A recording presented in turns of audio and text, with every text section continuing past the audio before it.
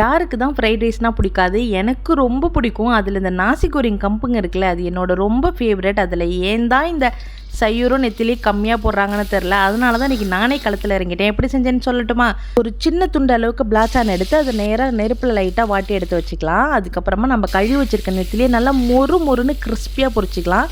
அது பொரிக்கிறப்பே நான் பாதி சாப்பிட்ருவேன், அது வேறு விஷயம். அதுக்கப்புறம் அதே எண்ணெயில் வெங்காயம், பச்சை மிளகாய், பழுத்த மிளகாய், பூண்டு எல்லாத்தையும் போட்டு நல்லா வதக்கிட்டு அது ஆறுனதுக்கப்புறம் மிக்ஸி ஜாரில் எடுத்து நல்லா கொரப்பாக அரைச்சி எடுத்து வச்சுக்கலாம். இது கூட பிளாச்சானே அரைச்சிக்கிறேன். கொஞ்சமாக நெத்திலி பொடி பொரிச்சு நெத்திலியும் சேர்த்துக்கோங்க, டேஸ்ட்டு சூப்பராக இருக்கும்.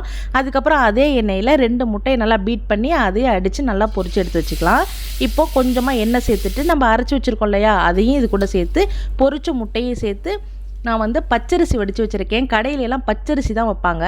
அதையும் இது கூட சேர்த்துட்டு கங்கும் கீரையை உப்பு தண்ணியில் போட்டு வாஷ் பண்ணி எடுத்து வச்சுருக்கேன். அதையும் இது கூட சேர்த்து கொஞ்சம் இப்படி ஒரு பெரட்டு அப்படி ஒரு பெரட்டு 2 பக்கமும் பெரட்டி அந்த பொரிச்சு வச்சுருக்க நெத்திலியை மேலாப்பில் மலைச்சாரல் மாதிரி தூவி அப்படி அழகாக எடுத்திங்கன்னா சூப்பரான ஒரு நாசி கோரிங் கம்புங்க ரெடி. செஞ்சு பார்த்துட்டு எப்படி இருக்குன்னு மறக்காமல் சொல்லுங்கள். பேசாமல் ஒரு கடையை போட்டுடலான்னு யோசிக்கிறேன்.